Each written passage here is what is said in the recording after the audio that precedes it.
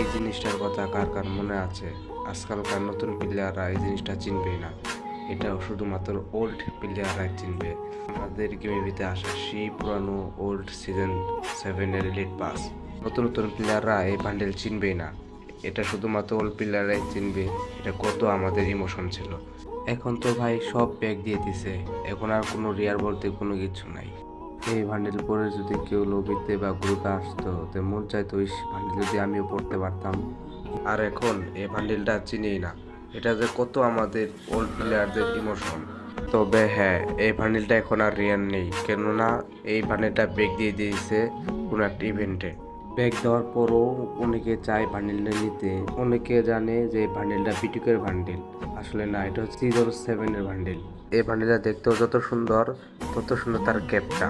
পুরানো প্লেয়ারকে দেখবেন এই ক্যাপটা পরে খেলতে, নতুন প্লেয়ারদের কাছে